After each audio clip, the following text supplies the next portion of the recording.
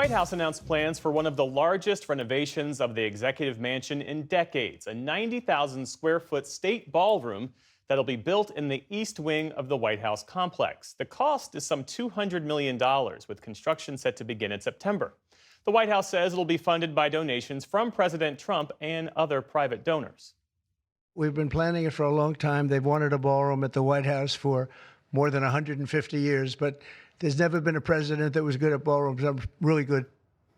For more on this, we're joined by Tamara Keith, senior White House correspondent for NPR.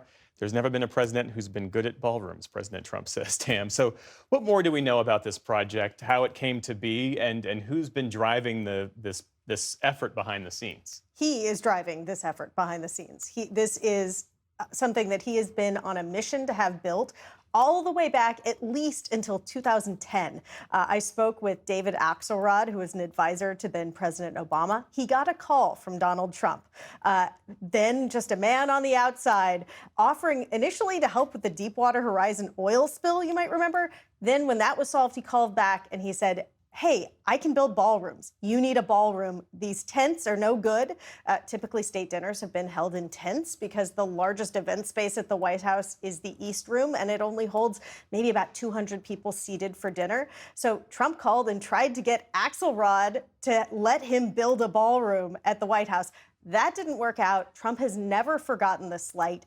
And over the last 15 years, he has talked about this repeatedly. We know now that in the last few months, he's had a number of meetings to get this going. And he has been very serious, and now it's really happening. And this is the latest in a string of Trump-era changes to the White House. You've got the redesigned Rose Garden, you've got those towering flagpoles, you've got the gold accents all over the Oval Office. How much of this is about aesthetics and how much of it is about branding? The president really trying to put his stamp on the executive mansion itself. You know, the president is putting his stamp on the presidency with his expansive view of executive power. And he is also very much putting a stamp on the executive mansion, on the White House, all the way down to the medallions above the light fixtures in the cabinet room, which he insisted that they have installed because he thought that it just didn't look right before. He is doing this personally. This is a hobby. He says it gets his builder juices flowing. And you can't forget that is where he started. It's part of his origin story, and it's clearly something that he is preoccupied with. And the White House says the $200 million price tag will be covered by President Trump and so-called patriot donors. What kinds of ethical questions does that raise, especially around donor influence? And then there's a host of potential conflicts of interest. Yeah, I think we don't have a lot of clarity at this point on who these donors are. I asked the White House. They said that they expect them to remain anonymous unless people want to announce it themselves. And it is the case that with many projects at the White House, it's not funded by the American people.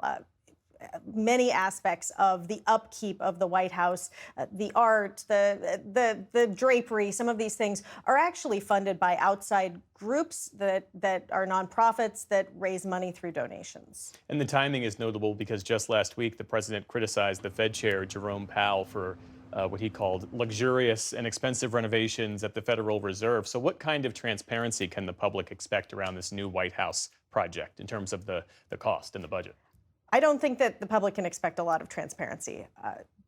As we know, with many things involving the White House and the executive branch, no matter the administration, but let's be honest, especially this administration, there just isn't a lot of transparency. And especially because this is being funded by outside donors and not being paid for by the taxpayers, it's just very hard to get information out of the White House until, 25 years later when it shows up in the National Archives. Tamara Keith of NPR with us on a Friday night instead of a Monday. It's always good to see you. Good to see you.